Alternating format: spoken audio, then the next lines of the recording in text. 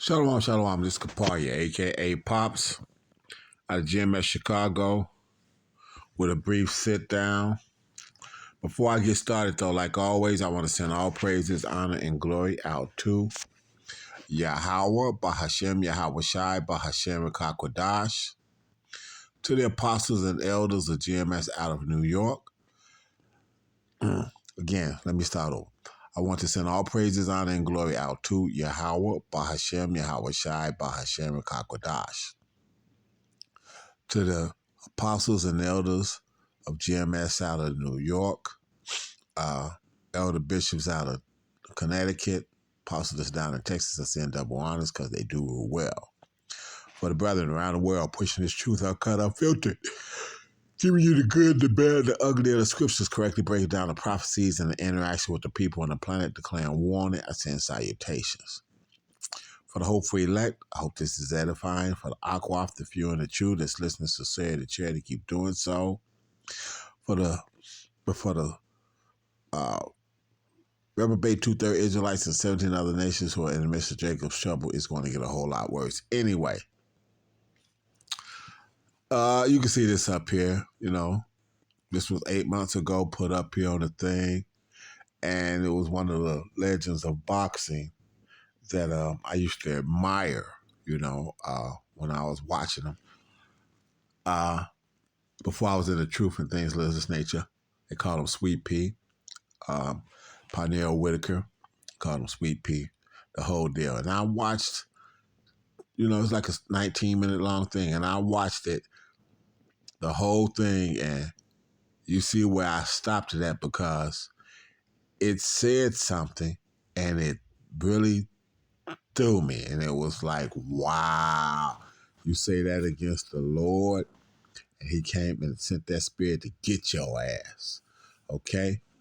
And after you have proven yourself to be such a skilled fighter, because this whole thing, you can go and look at this if you want to, or whatever the case might be. And this whole thing here is about Perniell Whitaker's reflexes, how good they were.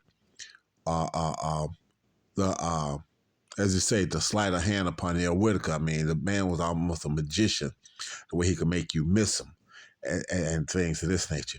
But it said this, so I'm gonna let this play and go in, and I want to find that spot. Absolutely, I'm not sure if I actually got it keyed up at the right spot or not, but I'm going to let it roll through some, and when that spot comes, I'm gonna rewind it and let it roll through it again, and then I'm gonna put some scriptures here because this is absolutely the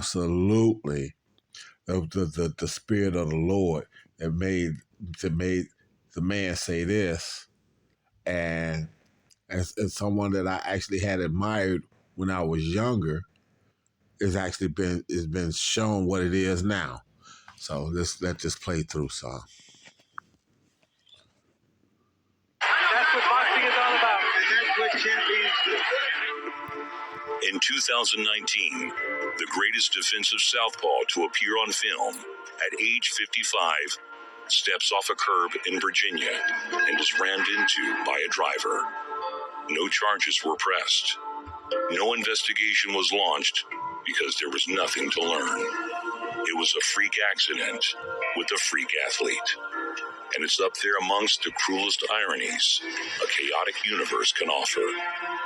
A miracle of fine motor coordination and otherworldly spatial awareness, whose entire life was devoted to not being in the way, was mowed down by a truck at a dark intersection for no reason at all. He died on the scene in front of a gas station at 10 p.m. It's like waking up to find Superman got paralyzed by a horse. It's outlandish to the point of barely believable. Perniell himself once said, "If I didn't want God to hit me, he wouldn't." Father Time is an undefeated pressure fighter. It's persistent long past the final round. In Perniell's case, he had to fight dirty. Time recognizes no rules beyond its own dominance. The only final bell it recognizes rings from a steeple as the dear departed get left in the dirt. Yeah, ain't that ironic? Ain't that ironic? God couldn't hit him if he didn't want him to.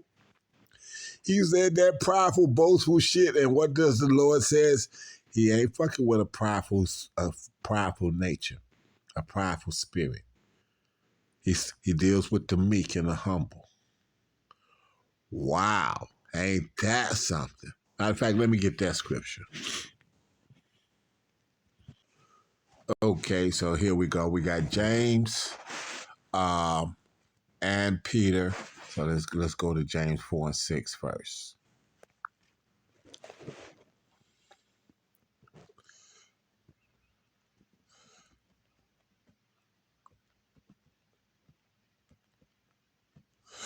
I'm going to start at 5. James 4 and 5. Do you thinketh that the scripture saith in vain, the spirit that dwelleth in us lusteth to envy? But he giveth a more grace, wherefore he saith, Yahweh resisteth the proud, but give grace unto the humble. Submit yourselves, therefore, to Yahweh. Resist the devil, and he will flee from you. Perniell didn't do that. He had that pride on him and made that statement. And the Lord showed him exactly what he thought about it. Let's go to 1 Peter 5 and 5. Likewise, ye younger, submit yourselves unto the elder. Yea, all of you be subject one to another, and be clothed in humility, for Yahweh resisteth the proud and give grace to the humble. Humble yourselves, therefore, under the mighty hand of Yahweh, that he may exalt you in due time. Y'all heard what the man said that Perniell said. Y'all heard what he said. I keyed it up pretty good. So, Perniell said that if he didn't want the Lord to hit him, he wouldn't. And you heard what they said behind that. A man whose whole awareness, his whole fighting skill was based on his ability to elude contact and have spatial awareness on a whole different level.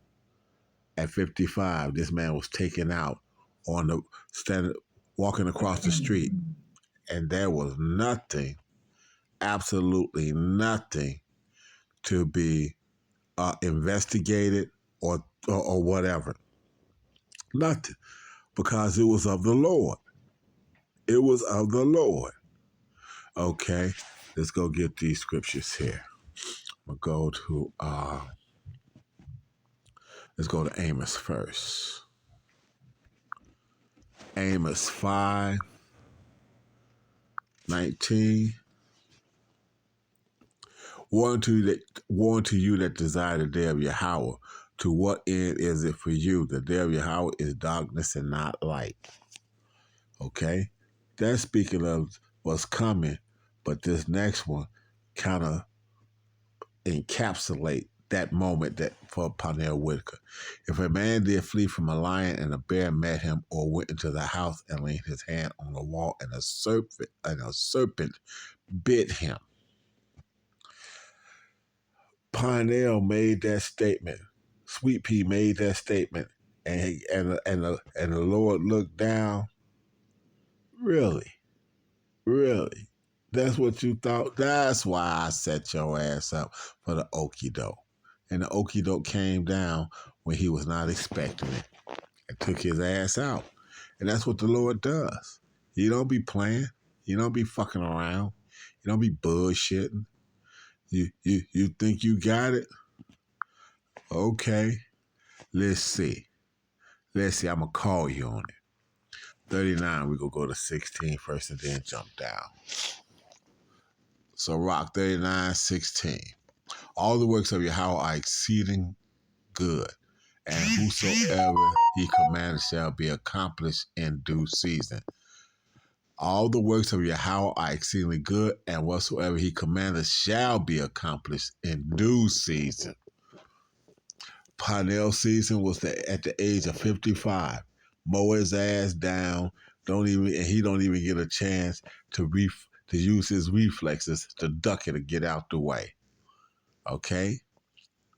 Jump down to 24.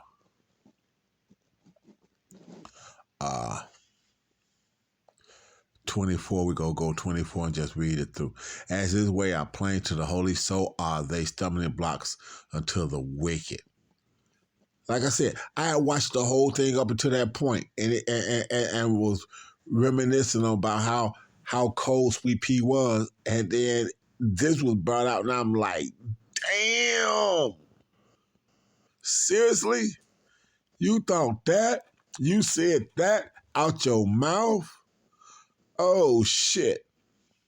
For the good are good things created from the beginning, so evil things for sinners.